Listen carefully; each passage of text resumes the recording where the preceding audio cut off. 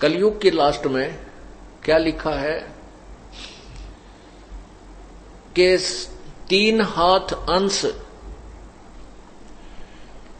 3 हाथ अंश खेच लेत कलयुग धरती का, उगे कोई ना बीज हाल कह दो पृथ्वी का। कलयुग के अंत में क्या होगा? इन राज्यों की रीत कहूं मैं तो से हंसा, घर घर लोहा बर्तन धन भाई ना देखण को कंसा। कलयुग में संत परमात्मा ने, कबीर परमेश्वर ने 250 वर्ष पहले और 600 वर्ष पहले स्वयं, और 250 वर्ष आज से 250 वर्ष पहले गरीबदास जी को यह ज्ञान दिया था। और गरीबदास साहिब जी ने उस समय अपनी अमृतवाणी में ग्रंथ साहिब में लिखा है कि इन राज्यों की रीत कहूं मैं तो से हंसा, और घर घर लोहा बर्तन धन ना देखण को कंसा। पहले कांसी के बर्तन हुआ करते, हमारे समय में उन्होंने खूब प्रयोग किए। हम जब छोटे छोटे थे तो घर में कांसी की थाली, कांसी धातु का ही, ये कटोरे बेली गिलास तक कांसी के होते थे। लोहे का स्टील का कोई बर्तन नहीं होता था। एक कढ़ाई हुआ करती गुलगुले तारण की या हलवे बनाने की। तो उसने उस समय ये लिखा था कि कलयुग में लोहा बर्तन धन हो जाएगा, स्टील के बर्तन हो जाएंगे। और आज से अगर 200-100 वर्ष पहले कोई ये कहता कि घर में लोहे के बर्तन होया करेंगे, कोई नहीं माने, न्यूंगा झूठ बोला, बकवाद करे। लोहे के बर्तन होया करें, कभी कांसी के बर्तन, लोहे के तो अशुभ होते हैं, ऐसे कहा करते थे हमारे पूर्वज। और आज वो साची होगी? ये स्टील के गिलास, स्टील की थाली, स्टील के बेले, ये लोहे के हैं। चमची स्टील की, सारी परात स्टील की, सब स्टील लोहा हो गया। वही वाणी सत्य परमात्मा की। फिर लिखा है कि कलयुग के लास्ट में क्या होगा कि आयु घट के इस प्राणी की, मनुष्य की 20 वर्ष रह जाएगी। और 20 वर्ष में से 15 वर्ष में तकरीबन आदमी मर लिया करेंगे। जैसे 100 वर्ष की आयु मानते हैं तो 75-80 में तकरीबन इंसान मर जाता है, 90 तक तो एक आधा पहुंचे। ऐसे ही उस समय 15 वर्ष की आयु में मर जाया करेंगे, मृत्यु हो जाया करेगी। और 5 वर्ष की लड़की के बच्चे होने लग जाएंगे। ओए होए। अब वो 5 वर्ष की लड़की, और उसमें कद के रहेगा 1.5 फुट या 2.5 फुट, तगड़ा होगा 2.5 फुट का। और 15 वर्ष में वह जवान भी हो लेंगे और बूढ़े भी हो लेंगे, सारा कुछ होगा, मृत्यु को प्राप्त हो जाएंगे। उसमें लिखा है कि ना तो कोई वर्षा होया करेगी, वर्षा ऐसे होगी जैसे ओस गिरती है, इतना जो ना प्रदूषण बढ़ जाएगा।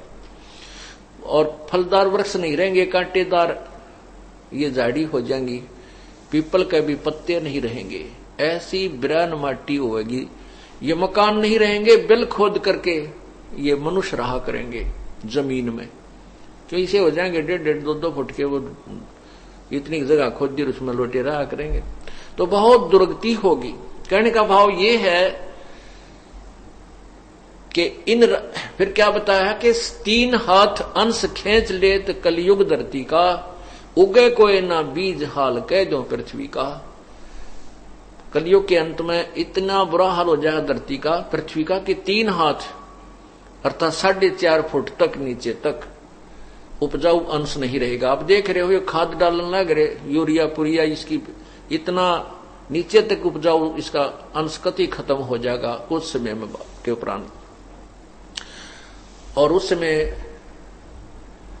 कच्चा मांस खाया करेंगे मनुष्य, ओए होए सभी।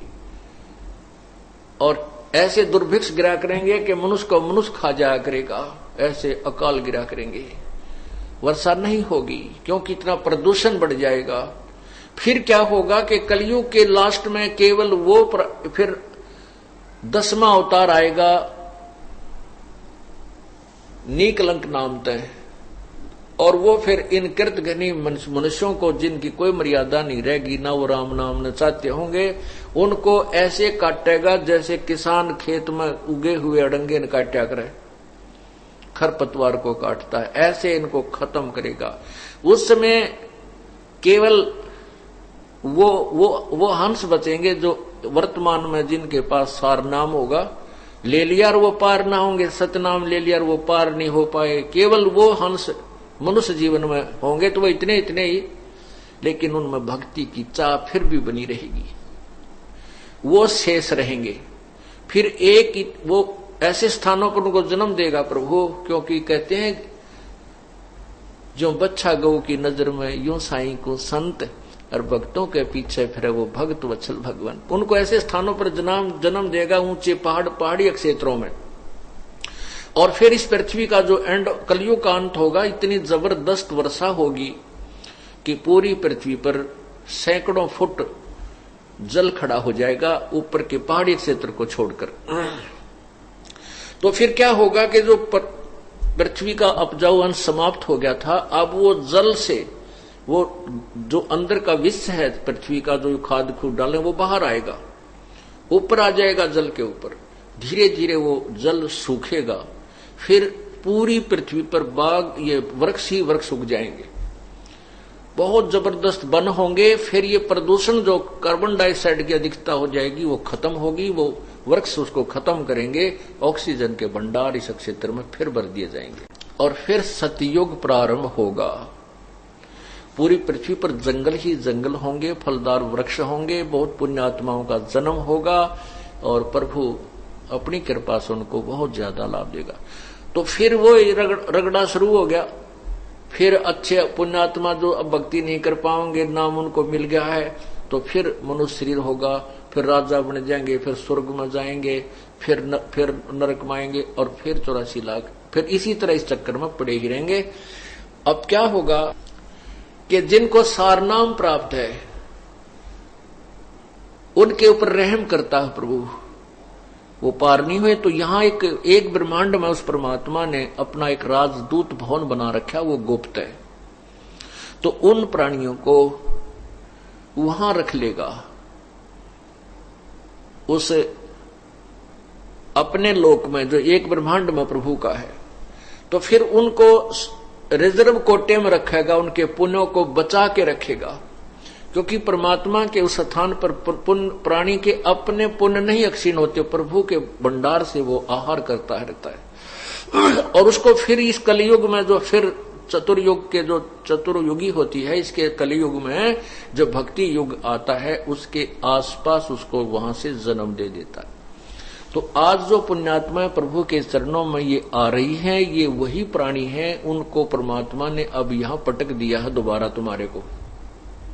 और आप वह पुण्यात्मा है जो परमात्मा के चरणों में आ रहे हो, जो किसी पिछले कलयुग में, इस कलयुग में ही आकर के ये सारी कहानी प्रारंभ होती है, जो जीव मोक्ष होने का सुअवसर प्राप्त होता है। तो उसको हम चूक गए थे, तो फिर हमारा ये परमात्मा पुनर्जन्म देता है।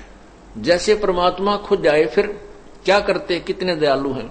आज से 600 वर्ष पहले परमात्मा आए और आप लोगों को, हमारे को पहले ही जन्म दे दिया। 600 साल पहले भी आप लोग विद्यमान थे, आपका जन्म था। किनका, जो पिछले कलयुग में, पहले वाले कलयुग में रह गए थे। अब 600 साल पहले आए थे, उस समय परमात्मा कबीर जी के 64 लाख शिष्य हुए थे। 64 लाख हिंदुस्तान के अंदर 64 लाख शिष्य हुए थे। उसमें हिंदुस्तान बहुत दूर तक था, अफगानिस्तान, पाकिस्तान, बलोचिस्तान, गढ़ गजनी, इधर सारे इराक, ईरान, सारा भारत में ही आता था। तो उस सारे भारतवर्ष में 64 लाख शिष्य प्रभु के हुए थे, और मालिक को पता था कि पार नहीं हो सकेंगे, क्योंकि अब ये जो नकली संत हैं ये इनको मेरे तक नहीं पहुंचने देते। लेकिन परमात्मा ने अपनी समर्थता से आप लोगों को, यानी उस समय जो उत्पन्न थे, जन्म था, इतने सुख दे दिए, उनके दुख दूर कर दिए, उनको मालो माल कर दिया, जिस कारण से लाखों लोग 64 लाख से हो गए थे। को रिश्तेदारों को बुला ले थे, आ जाओ भगवान आ रहा है, और इतने सुख हो जाते हैं, नाम लेते ये ठाठ हो जाते। लेकिन मालिक को पता था कि अब ये पार नहीं हो सकते, क्योंकि ये कलयुग का स्टार्ट था समझो, और भक्ति का युग समय नहीं था, भक्ति काल नहीं था वो, और क्योंकि शिक्षित नहीं थे, तो उस समय वो दया कर गए आप पे, उन प्राणियों को आपको रिचार्ज कर गए।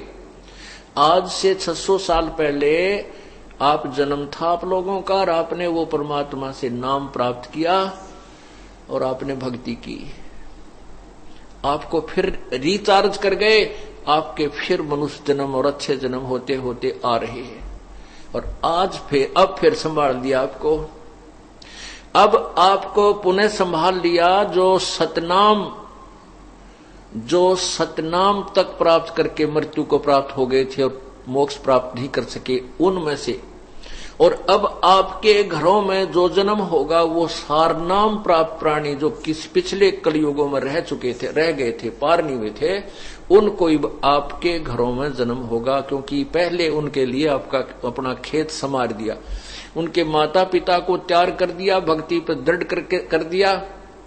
अब जो आपके घर में वो पुण्यात्मा आएंगी, वो सारनाम के वो जो अभी उनकी साधना अधूरी रह गई थी, वो रिजर्व कोटे में परमात्मा ने अपने लोक में, यहां कल एक ब्रह्मांड में जो प्रभु का लोक है वहां रखे हुए हैं।